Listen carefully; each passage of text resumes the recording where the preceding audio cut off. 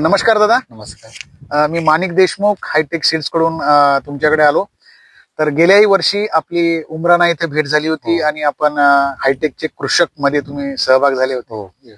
आणि आज तुमचं हे दुसरं वर्ष आहे की हायटेक सोबत तुम्ही जुळलेले आहे, बरोबर? तर गेल्याही वर्षी तुमच्या शेतामध्ये तुम्ही हायटेकची बाजरी आणि हायटेकचा 5106 हायटेकची बाजरी 4242 हे लावली आणि याही वर्षी तुम्ही आपलं पुन्हा रिपीट केलेलं आहे, बरोबर? तर आज 2 जुलै आहे.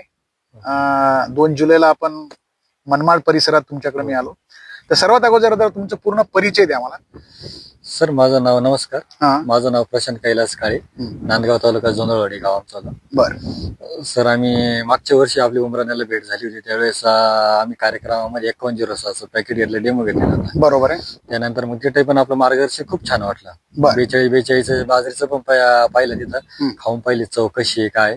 त्यानंतर मग आपण 4242 एक पॅकेट आणलेलं होतं आणि 5106 आपण 8 पॅकेट आणलेले होते. बरोबर आहे. आपण पूर्ण 5106 मागच्या वर्षी केलेलं होतं, 4242 केलेले होते. करेक्ट. तर गेल्या वर्षी तुम्हाला 4242 किती क्विंटल उत्पादन आलं होतं?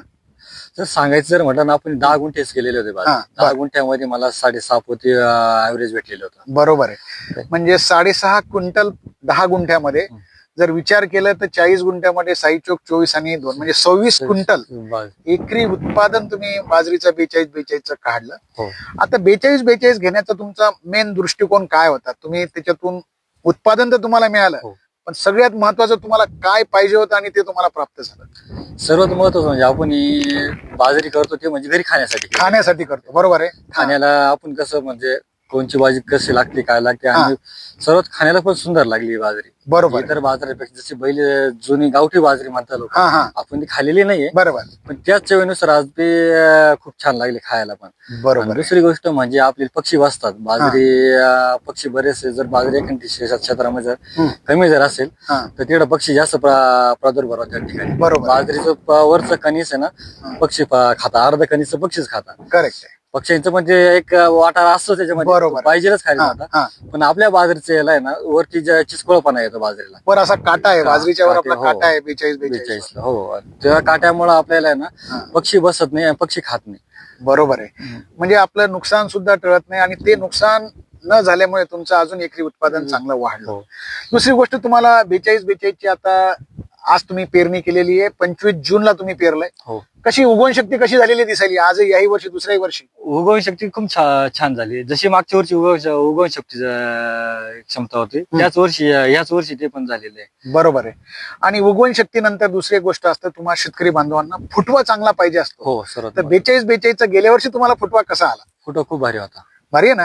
आणि प्रत्येक फुटव्याला एक समान कणसे आले होते का कसं होतं? एक समान कणस होते. आणि दुसरी गोष्ट म्हणजे आपण शेतकरी काय बघतो, बाकीच्या बाजरी आहे ना कलतात, ज्या वारा आला तर पडतंय बाजरी. बरोबर आहे. ही बाजरी पडलेली पण नाही, आपल्याला हाईट पण मापाते तिच्यावर, जास्त हाईट पण होत नाही. बरोबर आहे. तसं दुसऱ्या बाजरी हाईट वाढली की ती बाजरी नरम असतात, ती पडून जाते वारा वगैरे. करेक्ट. ही पडली पण आणखी एक त्यात खूप चांगली गोष्ट म्हणजे ज्या वेळेस आम्ही सोंगले, जेव्हा आपण जे सोंगणी करतो त्यावेळेस बाकीच्या बाजऱ्या पूर्ण वाळून जातात, म्हणजे तो चारा कडवा तयार होऊन जातो. बरोबर आहे. आपल्या शेवटपर्यंत बाजरी सोंगचं हिरवगारपणा होता याला. बरोबर आहे. म्हणजे बाजरी 4242 हिरवी राहते, तर बाजरीतून तुम्हाला खायला चव चांगली भेटायली.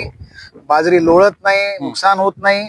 आणि तिसरी गोष्ट, त्याला फूट चांगली असल्यामुळे चांगले मिळतात. आणि चौथी गोष्ट तुम्ही बोलले, पक्षी सुद्धा खात नाही, कारण वरचा जे काटा आहे. म्हणजे आपल्या 4242 बाजरी हे सर्व गुण संपन्न आहे.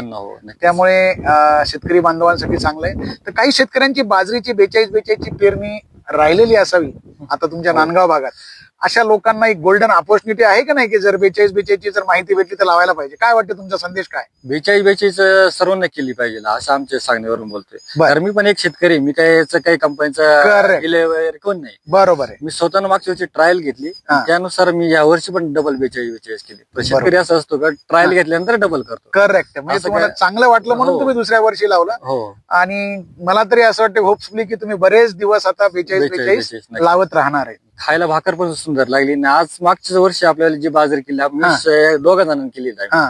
माझे काका आणि आम्ही दोघांनीच केली. मागच्या वर्षी बाजरीची चव बघून या वर्षी आमचं क्षेत्र पण वाढलेलं आहे बाजरीचं. म्हणजे तुमच्या सगळ्या वस्तीवर 4242 सगळ्या आवर्जून तुमच्या काका मंडळींनी लावलेली आहे.